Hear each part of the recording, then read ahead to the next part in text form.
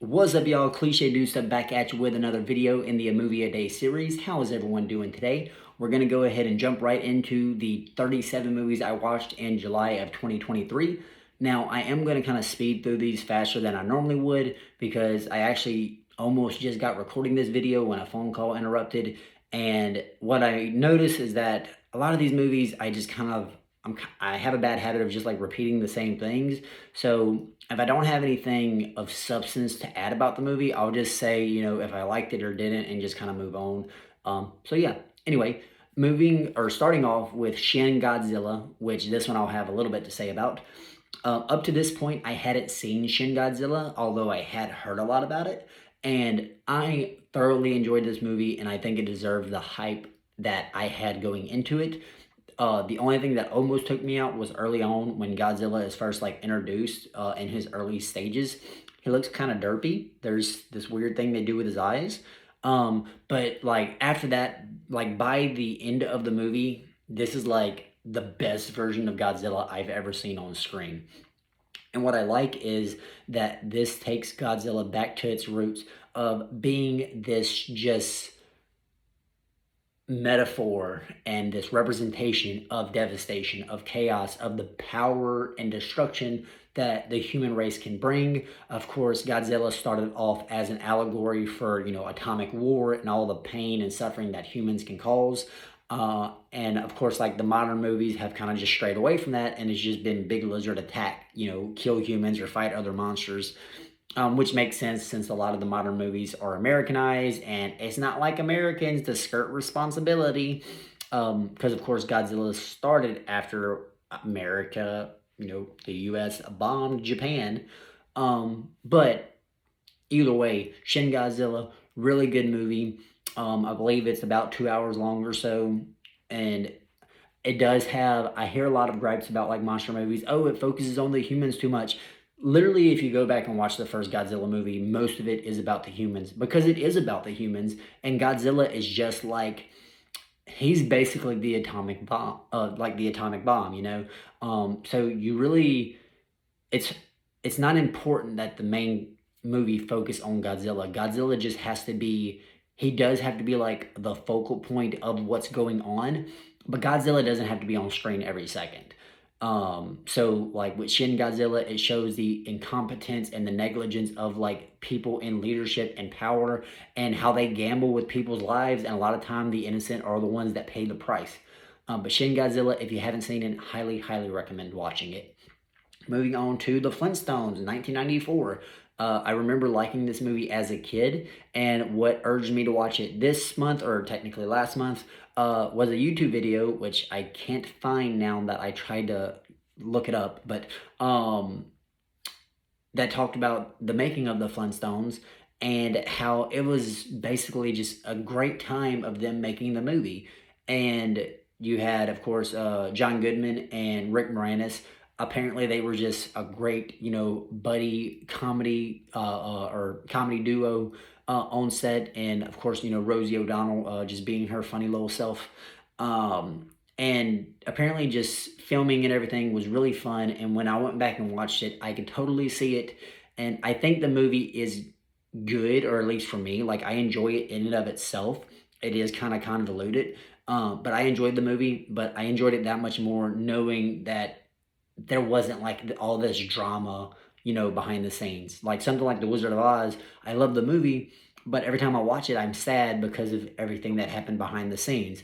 With the Flintstones, obviously nowhere near as good a movie. I mean, but I can watch it and know that it was wholesome behind the scenes, at least from what I know, and I think it resonates on screen. Moving on to a garbage movie called Muck, and Muck is a low budget horror movie, and not low budget in like a charming way where someone just didn't have a lot of funds, but they really had an artistic vision. It was like someone just didn't want to put money into a movie and they had no vision, but they wanted to make a movie anyway because they wanted to make money, and it's a trash movie. I don't remember where I saw it or what even caused me to want to watch it. Maybe I saw the poster and thought it looked interesting, but it's just like it checks all the boxes for bad, low budget horror movies.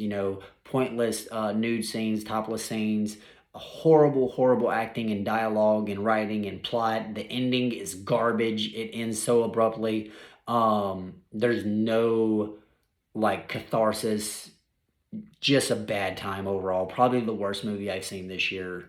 Maybe the worst movie I've ever seen. Anyway, moving on to a movie I enjoyed, House of Wax 2005. Paris Hilton is in it, although she's not the main character like I originally thought. Jared Padalecki from Supernatural is in it, which is funny because he was also in the Friday the 13th remake from like 2009 or whatever it was. So he had a little horror thing going on for a while. Of course, I watched the House of Wax from the 1950s, the Vincent Price version, which isn't the like first House of Wax movie, but it's the one that I've seen. House of Wax 2005 isn't like a retelling of that story. It just uses like a similar premise, and I think it does it really well, in my opinion. Of course, it's a cheesy horror movie, so it's not like going to be the cinematic masterpiece, but the kills are good, the characters are dumb, but they die, so I mean, you know, it's enjoyable watching them die. I don't know what you want me to say. The gore is not like over the top gory, but there's like a part where like Jared's character gets stabbed in his Achilles and it makes you wince. But it's good. And then at the end, of course, they build a house of wax, so the house of wax has to come melting down.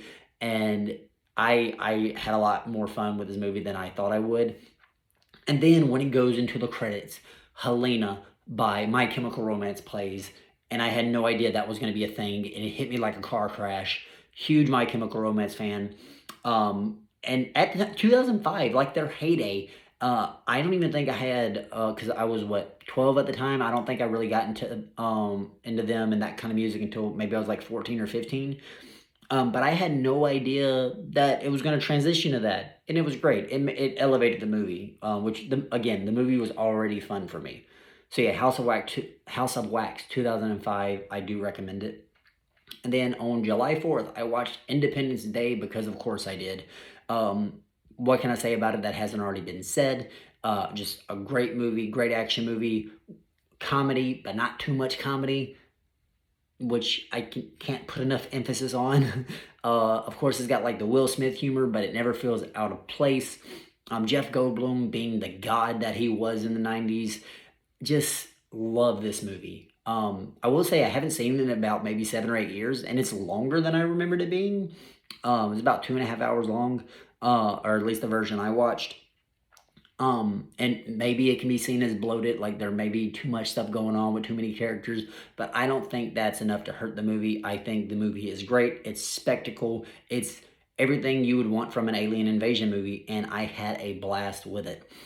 Moving on to Casablanca, which is a old movie from, obviously, I mean, everybody knows what Casablanca is. But what I was going to say is it's an old movie that holds up, in my opinion, really well, at least for me. Um, the dialogue alone is just, I love, as you know, I love the old quippy dialogue. There's a scene kind of early on in the movie where a general says something like, the waiter gives me the check and I tear up the check. It's a wonderful arrangement, and they don't linger on it. It's just like this little joke that he says, a little jokey joke, and he moves on. I had to rewind it. I was like, wait, what? That's funny. I will say this movie kind of just pointed out to me, and it's a pattern I've noticed since I've like started doing this thing, and especially since I've been watching like a decent amount of older movies. I don't know what it is about these older movies, but glamorizing and romanticizing affairs and cheating, and like in Casablanca, like the main love story is between a married woman and this guy, and it's like, well, no, I'm not gonna root for them. And it's not like the husband that she's with is like this bad guy or like this abusive guy. And I was so confused. I was so confused. And that's happened a few times in this month or in July where I'm like, what is it like? Is like affairs? Is that like a kink that someone just loves throwing in movies? I don't know, but Casablanca, I think it holds up real well. It's less than 2 hours long, so I think it's an easy watch even for a modern audience. And I highly do recommend watching it if you haven't seen it yet.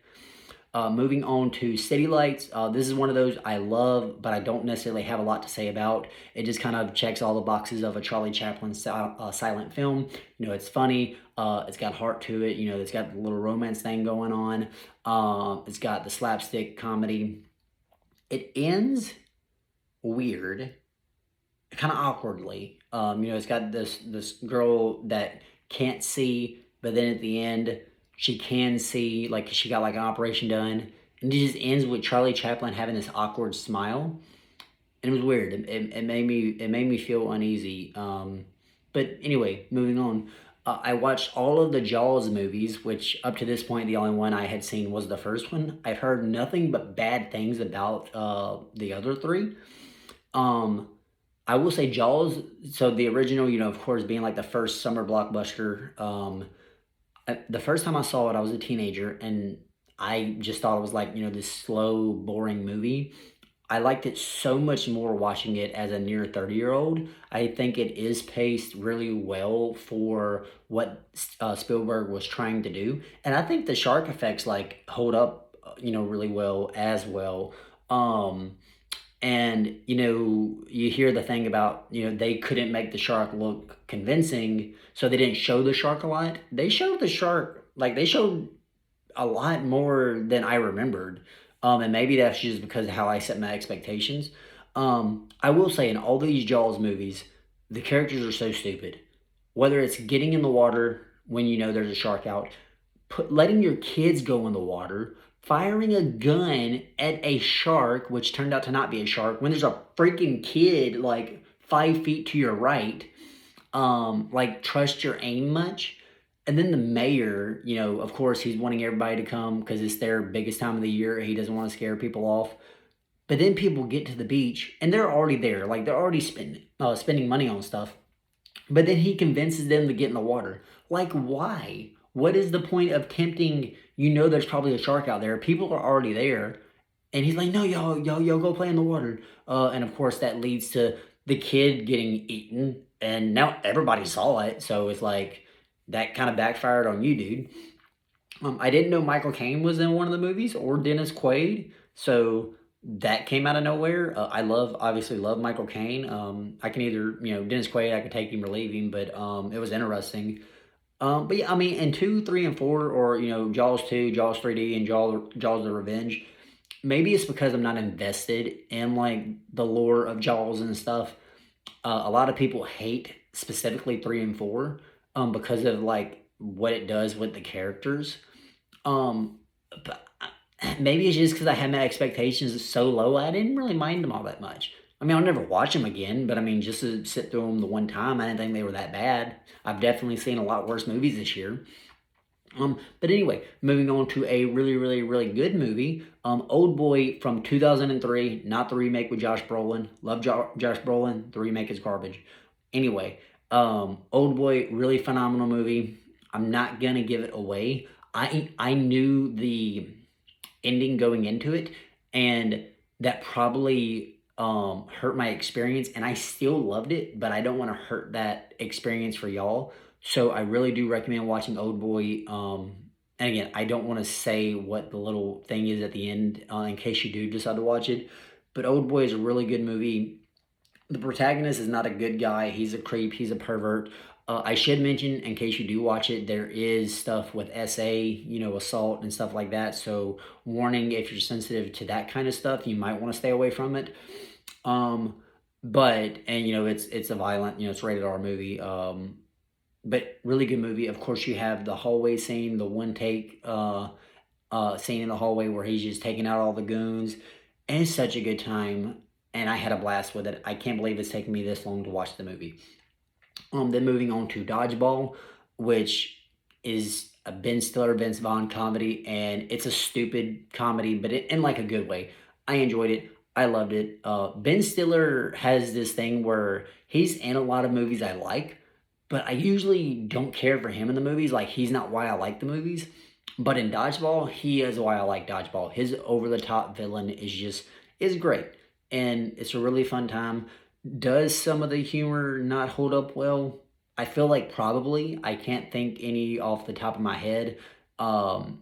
Maybe there's some, like, lesbian shaming, if I remember right. But I still feel like it's a funny movie. I don't think it's nowhere near as offensive as The Thing and Dude, Where's My Car? Moving on to Nefarious, which I've been asked to watch for the past couple months, and I loved about 80% of this movie. It's basically just a dialogue movie where this murderer is talking to this psychiatrist in this prison because dude is going to be put to death because he's a murderer, but he's supposedly possessed. So the movie is just the murderer talking to the psychiatrist, and the psychiatrist has to determine if this guy is basically crazy or not, because the dude is claiming to be possessed by a demon.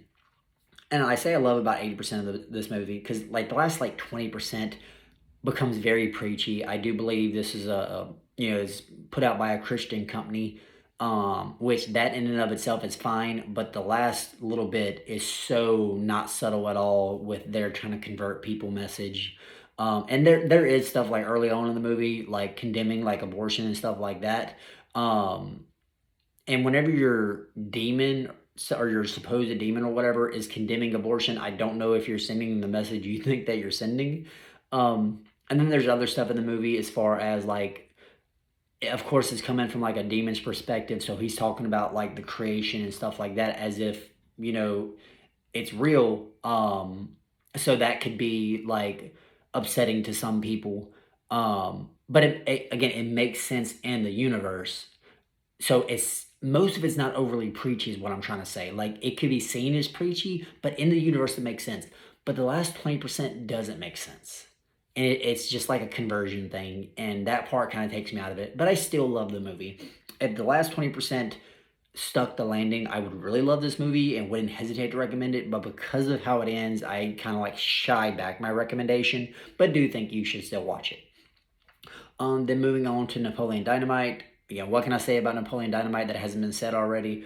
Really hilarious, awkward comedy movie. I enjoyed it this go around more than I ever have. It's probably just because I relate to the characters more than I ever have because I'm more awkward than I've ever been in my life. But I loved it. Really good movie. Watch it if you haven't, but you've probably already seen it because it's Napoleon Dynamite. Moving on to Raging Bull. And we're going to get into a lot of AFI Top 100 movies because I'm trying to make sure I see all those this year, or at least all the ones I either haven't seen or haven't seen in a while. Raging Bull, Robert De Niro. It's a good movie, but what you're going to hear me say a lot about these AFI Top 100s is that I understand why they're on the list, specifically for like historical context and what they did for film at the time. But that doesn't mean that they're going to be on my top 100. And Raging Bull isn't bad or anything. But it's just like I don't care. I feel bad for saying that, but I don't care. This boxer that's like it goes through his career, and then by the end he's a creep. He's basically a pedophile, and it's just like okay. Moving on to On the Waterfront, which I enjoyed a little bit more, and it could be just because of how timely it is with unions and strikes and all that fun stuff. Fun fact, this is apparently Vin Diesel's favorite movie, which I didn't see that coming. But I think it's a good movie, but it's also one of those where I probably won't revisit. I only watched it for the sake of it being on the list, and no hate to it, but it's just like it's not like something like Casablanca. Like it holds up really well. Like watching it from a modern lens, I feel like it's still enjoyable. But some of these other movies, it's like they're just historical stuff, which is fine. There's nothing wrong with that. But it's hard for me to like recommend. Oh, hey, if you like Marvel movies, go watch On the Waterfront. But again, no shade. Just moving on to Psycho. This is an old movie that actually does hold up really well. Of course, Alfred Hitchcock, the master doing his thing. This is one of those where I wish I was around at the time for like the marketing and not knowing what was going to happen and not knowing the twist and everything. And spoiler alert for this 50-year-old movie, 60-year-old movie at this point. It starts off the marketing and everything if I understand it correctly, was all centered around the actress in the beginning, which I'm sorry, my memory is horrible. I'm near 30, so I'm too old to remember things. But the marketing was centered around her, and then she dies halfway through in the famous shower scene. And then it's like, whoa, audiences didn't know what to expect. And of course, like Alfred Hitchcock, like he wanted people to keep that twist quiet, which I don't know if they did or not. But also, fun fact, I may be making this up, but I believe it's a fun fact that Psycho was the first movie to show a toilet flushing. So that might be true.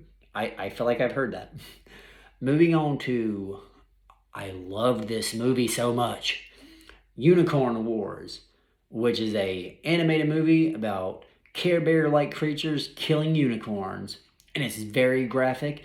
It's very vulgar. There's little random incest references for some reason, but it is a great movie. And it's not just, oh, look at these kid things doing adult things, or look at these cartoons being violent or vulgar or whatever. There is so much substance here, and it is such a beautiful, artistic, just, mwah. I love it so much. I cannot sing the praises of Unicorn Wars enough. Just what they do. Now, it is a Spanish film. Let me mention that for my friends who don't like reading subtitles. That's on you. But it's such a good movie. It's beautiful. And yeah, just watch the movie. Where I can't remember if I want to say it's on Prime, if I'm not mistaken. But find it and watch it. I cannot sing its praises enough. It's just great. Anyway, moving on to Easy A, the Emma Stone movie. Never seen this movie before. Don't know why. Love Emma Stone. It's got Amanda Bynes in it. It's got Allison Mashaka in it. It's got Stanley Tucci in it. Like, why haven't I seen this movie? It's so funny. It's so good. Emma Stone is just she's so good. I love it. It's just a great movie. And I don't know why I've never seen it. That's on me. Watch Easy A if you haven't. Easy recommendation by me. At this point in the month, I went on a Muppet bender and watched basically every theatrical release Muppet movie besides Muppets from Space, which is one of my favorite Muppet movies, but I had seen it last year, so I didn't want to waste a movie day spot just rewatching it. Gonzo is my favorite Muppet. But anyway, so of course you got the original Muppet movie, you have the Great Muppet Caper, you have the Muppets Take Manhattan, the Muppet Christmas Carol, which is my second favorite Christmas Carol of all time. And I don't say that as a dig to the Muppet Christmas Carol, but I do think the Mickey Mouse Christmas Carol is a little bit higher up on the list and takes that number one spot for me. But the Muppet Christmas Carol, they told Michael Caine just hey, you're Scrooge. They didn't tell him he was a Scrooge in a Muppets movie. They just said you're Scrooge, and dude played Scrooge, and dude ate it up. I love Michael Caine. Dude is phenomenal and terrifying as Ebenezer Scrooge. And then my boy Gonzo coming in clutch as Charles Dickens. Like, just, it checks all the boxes for me. Muppet Christmas Carol. It's Christmas in July, so it's appropriate. It's fine. But yeah, one of the best Muppet movies, at least for me. One of the best Christmas carols, at least for me. Muppet Treasure Island with Tim Curry, another legend. Like, the Muppets and just bringing in all these legends is just phenomenal. I will say this one, and it may be hypocritical because I guess the Muppet Christmas Carol did the same thing, but I feel like Muppet Treasure Island maybe made the Muppets take a backseat more than other movies, or maybe it just felt like that. Of course, they're still in the movie, but it's probably just because Tim Curry's there just eating up every scene he's in. I love Muppet Treasure Island, but I do feel like the Muppets take a back seat in it. Now Muppets, the Muppets in 2001 and the Muppet Most Wanted, I didn't realize that they were like direct. Like, I didn't realize Muppets Most Wanted was a direct sequel to Muppets 2011. So that's interesting. I mean, of course, they're all like in the same universe, but like the Muppets 2011 ends, and then Muppets Most Wanted like picks up literally right where it leaves off. I will say with these last two Muppet movies, that, of course, like the Muppets have always done the celebrity thing. Like they're all about pop culture. That's like their thing. It is so much more jarring to me to watch the last two. So Muppets 2011 and Muppets Most Wanted. And it's probably just because it's modern actors, so I recognize them more. But yeah. So, but I mean, I still loved it. Still love the Muppets, and everyone should love the Muppets. Tell me who your favorite Muppet is in the comments below if you want. I'm not your boss. Moving on to Sunset Boulevard, another AFI Top 100, and another one with an affair type situation. I don't understand. Why did y'all do this so much? Stop it. I mean, I guess you probably stopped it at this point, but anyway, Sunset Boulevard, like a film noir type thing. This guy, this writer moves in with this basically retired actress who used to be famous for silent films. And she hates talkies, which I love that story device, from going to silent films to talkies, and the drama that, and everything that happened with that. That is like just, obviously I wasn't around for that, but I can only imagine everything that took place, and being able to watch something like Sunset Boulevard and stuff, like Singing in the Rain, and just knowing that it was a hard transition period for a lot of people, and a lot of people couldn't make that transition, and it's sad to think about. But anyway, moving on to The Graduate, which now, okay, so this one does have an affair in it, but it's not romanticized. So, like, going back to Sunset Boulevard, the main love story, similar to Casablanca, is, except the lady isn't married, but she's engaged, and it's not like she's engaged to an abusive husband or anything, and she's just cheating on him with our main writer dude. Like, yeah. But in The Graduate, this married woman is having an affair with this soon-to-be college student, but it's not like romanticized. At least I don't think it was. Like, it was seen as a bad thing, but then, like, her daughter gets involved, and what were they doing with these plots back then? Like, who were these kinky bastards making these movies? Were they just like these sad and depressed men just not having a happy home life? I don't know. But I mean, The Graduate isn't a bad movie by any means, and the soundtrack is a banger. But starts off with Sounds of Silence, and is just right out the gate is just awesome. But anyway, moving on to The General from 1926, Buster Keaton silent film. And again, similar to Charlie Chaplin, it's a good movie. But this one, so it's the Civil War, but it's like from the Confederate point of view, which is interesting because you don't really see that a lot. But I mean, you see, there's a love story, or dudes chasing after a girl, Buster Keaton, or he's trying to impress a girl, rather, not necessarily chasing after her.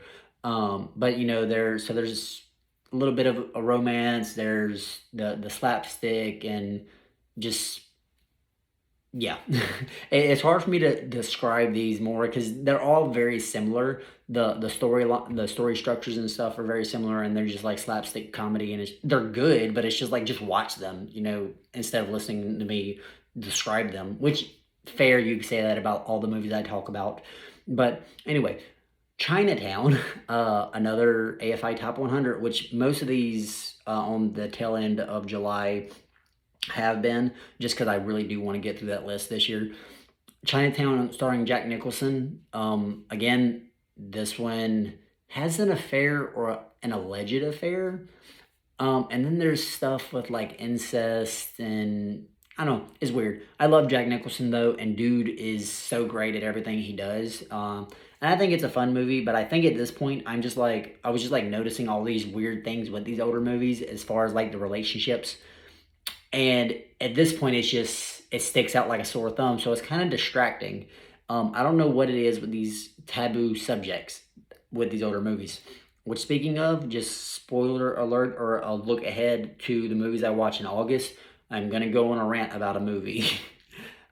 Stay tuned. Then moving on to Some Like It Hot, the Marilyn Monroe movie, which I enjoyed. At first, I almost felt like it was transphobic in a way, but then I started thinking, like, it's similar to, like, White Chicks. So I don't think it's problematic, but let me know if it is. I don't know. I think it's funny, and I think it's easy to like watch from like as far as like entertainment wise. There's entertainment value there, um, but I don't know if it's problematic. Let me know if it is. And then I watched I'm saving three particular movies that I've already skipped for last, but um, what was that? The Fifth Element, which I don't care about Bruce Willis like at all. I like some of his movies, but not because of him. I don't know. He just doesn't do anything for me like actor wise. But The Fifth Element's funny. Chris Tucker's funny. Again, I don't know if that's problematic or not. Y'all let me know. But it's a good little, futuristic sci-fi thing. Just, I feel like it's a fun time. Similar, it gives me similar feels to Hitchhiker's Guide to the Galaxy. But I mean, they're not very similar, but just I guess like the future tech and everything. Then I watched The Searchers, the John Wayne movie. Only reason I watched it is the AFI Top 100. I don't care about most westerns. I care even less about John Wayne. Apparently, dude was a douche, from what I know. A lot of westerns are filled with cliches, and something like The Searchers is probably where a lot of the cliches came from. So it's not its fault, but it does make it kind of tedious to sit through. And so much racism towards Native Americans. Why? Why y'all got to be like that? Um, as I'm saying that with my culture appropriating hairdo, but okay. Anyway, moving on. Didn't care for The Searchers, but if you like westerns, I'm sure you've seen it. Okay, so my last three. Talk to Me, a horror movie, an Australian horror movie made by YouTubers. Shout out. Great movie. Highly recommend watching this movie. By the time this video goes up, it should still be in theaters, hopefully. About basically these kids using this possession device as like almost like a drug thing. Getting high off this thing and until one of them takes it too far. Great movie. There's enough gore without being too gory. And the main character does make a lot of dumb decisions, but it's in character. Like you get mad at the character, but you don't get mad at the movie. Like you're not mad at the writers for making her that dumb. It makes sense in her position, and she does like there's consequences to her dumb decisions. But yeah, Talk to Me, really fun movie. Definitely recommend watching it. And then am I to my last two? I believe I am. I don't think I skipped any. The last two for July, Barbenheimer, and here we are. So I didn't do the double feature as much as I wanted to. I watched Barbie one week and Oppenheimer the next. And so I guess I'll do it in that order. Barbie, of course, everyone knows about it at this point. Margot Robbie, just phenomenal as Barbie. Ryan Gosling, my man, showing up to work, doing his thing. I love this movie so much. It was so fun. I third wheeled to this movie and couldn't care less because it was so great. I love just the message that you don't have to have your identity is not in your significant other. And I know like a lot of men got mad at this movie for being like a hate man movie, which I didn't see it like that. Because like look at the thing with Ken. He felt like his identity was in Barbie for so long. But he doesn't need Barbie because he's Ken. And he's Kenough, dang it. Great movie. Shout out to my boy Ken. I'm Just Ken is a banger. I've been playing it on repeat for weeks. It's just a great movie. I don't feel like, of course, like some people are going to watch it. Some women are going to watch it and like, yeah, all men suck. That's not the message. Some men are going to watch it and be like, yeah, all women, whatever. Go into it with the right mindset. And I think whether you're a man or a woman, you're going to get a positive meaning out of this movie. And it's a fun movie, you know? It was a good time. Anyway, Oppenheimer. In my opinion, I saved the best for last. I'm not a dig at Barbie. I loved Barbie, but oh my God, Oppenheimer was freaking phenomenal. And I get it's not everybody's cup of tea. It checks all the boxes for me. Um, I love dialogue movies. and this is a dialogue movie. I heard that a lot of people had trouble hearing the dialogue, but I think it's because they saw it in IMAX. I saw it standard definition because I'm cheap. And I feel like in this instance, I feel like it helped me because I don't remember missing any dialogue. I feel like I heard everything clearly. And I was one of those people, you see the memes about someone sitting up front and center whenever the atomic bomb goes off.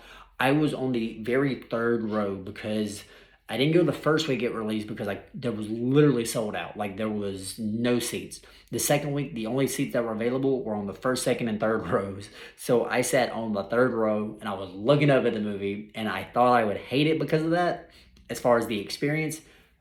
But I feel like it made it so much better. It was so great. I love Cillian Murphy. Matt Damon is goofy. Robert Downey Jr. just showing up and doing his thing. Emily Blunt just being phenomenal, especially at the end whenever she just gives all the sass in the world to that dude. Florence Pugh, just I love this movie so much, and this movie I saw by myself. Obviously, there was a billion people there with me, but I didn't go with like a group of friends or anything. And none of my friends have watched it yet, and it makes me sad because I want to talk to someone about it IRL, but I can't. So I'm talking to you about it. It's just a great movie. Watch the movie. Christopher Nolan is. I know he's up his own butt a lot of times, but dude really is a modern like genius of a director, and he does so good. There's a reason he keeps getting the big budgets for these movies. And the practical effects, dude doesn't use CGI or uses limited CGI. And the whole thing where he did the black and white storytelling, just everything was chef's kiss. Everything was chef's kiss. And again, it's a 3-hour movie. I understand it's not for everybody. You know, like the atomic bomb test happens and then there's like an hour or more in the movie left. And you know, there's like, it's like, it's like a courtroom drama, but I also love that. So it's like this movie was tailored, made just for me. I can't sing its praises enough. The acting phenomenal, the writing phenomenal, the just everything was perfect down to the last minute detail, as Homelander says. And I highly recommend watching it. But I also understand if you don't like it and you hate it and it's not for everybody, and that is totally okay. Your opinion is valid. But with that out of the way, I'm going to go ahead and wrap up the video. As always, if you have any requests, recommendations, suggestions, or questions, feel free to leave them in the comments below. I hope everyone has a fantastic day, and I will see y'all later.